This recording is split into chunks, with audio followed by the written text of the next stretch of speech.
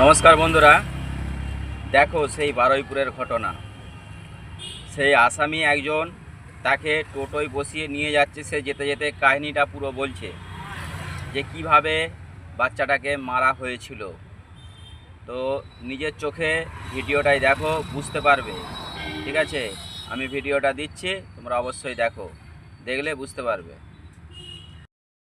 কি করে মেরেছিস বল? দৌড়ে পাতলে গেছে। আমি বলছি দেখ, যা খেয়েছিস মশলা খেয়েছিস, হয়তো বাগাজি টাকা নিস, হয়তো চামড়িতে রেখে টাকা নেই। ওকে খারাপ কাজ করেছিস? না, আমি খারাপ কাজ আমি করিনি। শোন এবার, এবারে বলে এবারে আমি বলছি টাকা পয়সা দিবি, আনন্দ আছে। আর ওরা বন্ধু আছে, আমার ভাড়া আছে, আমি লাগিয়ে দিই, তুই অন্য গাড়ি।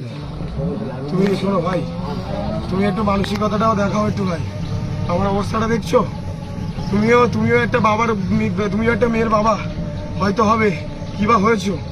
তুমি একবার নিজের এটা দেখাও। তোমার যে ভাড়াটা হবে আমি তোমার বঞ্চিত করবো না, আমি তোমার কথা দিচ্ছি। চলো, তোমার যে ভাড়া হবে আমি দেবো। চলো হ্যাঁ চলো, চলো কোথায় দাও বলে এবার চারজন এসছে, খাওয়া হয়েছে। টাকা দরকার লাগে, ওকে দেখে দে, যা টাকা দেওয়া নিবি এখন, ঠিক আছে? ও বলে না, আমি তোর কথা শুনবো না। ঠিক আছে, আমার ঠেলা ফেলে গেছে খরচ করে, ঠিক আছে?